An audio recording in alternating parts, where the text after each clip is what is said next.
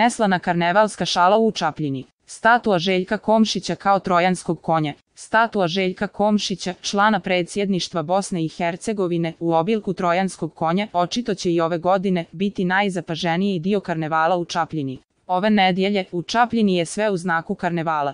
Povorka ide od Trebižata do centra grada, gdje je predviđen glavni dio događaja. Neki od učesnika i ove godine su otišli predaleko, te su člana predsjedništva Bosne i Hercegovine, Željka Komšića, simbolički uhapsili u Trebižatu, te ga, kako karneval predviđa, doveli pred lice pravde. Neslana šala dio je performansa koji u sklopu pokladnih dana Trebižat, Čapljina 2019. priprema Hrvatsko kulturno-umjetničko društvo Seljačka sloga Trebižat. Željko Komšić je prikazan kao trojanski konj na kojem je napisano "S konja na kenjca", a neki Čapljinci ga vide i kao lutku kojom drugi upravljaju. Kolona je išla prema centru Čapljine, puštale su se hrvatske navijačke pjesme, a saobraćaj se odvijao otežano. Komšić je i prošle godine na sličan način bio dio karnevala u Čapljini, što je naišlo na žestoke kritike domaće javnosti. Sam Željko Komšić ovo ismijavanje ranije je komentarisao riječima "morbidno i bolesno". Reakcija Demokratske fronte na događaje u Čapljini nije izostala.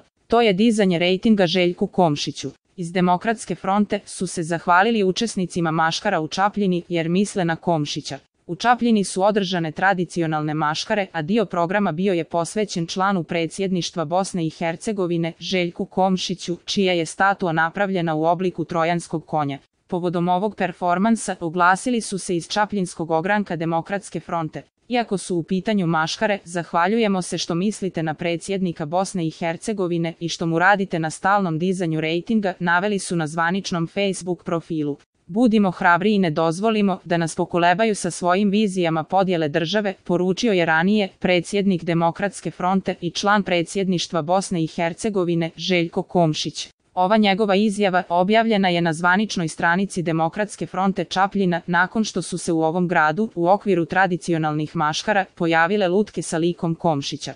Maškare u Čapljini, kao glavnog krivca u prošloj godini, označile su Željka Komšića, člana predsjedništva Bosne i Hercegovine, čija će lutka biti u utorak spaljena na završnom maskenbalu. U nedjelju, u mjestu Trebižatu, otkuda kreće povorka sa maškarama, uhapšen je, pod navodnicima, Željko Komšić, a organizatori iz Hrvatskog kulturno-umjetničkog društva Seljačka sloga poručili su kako će biti priveden pred lice pravde.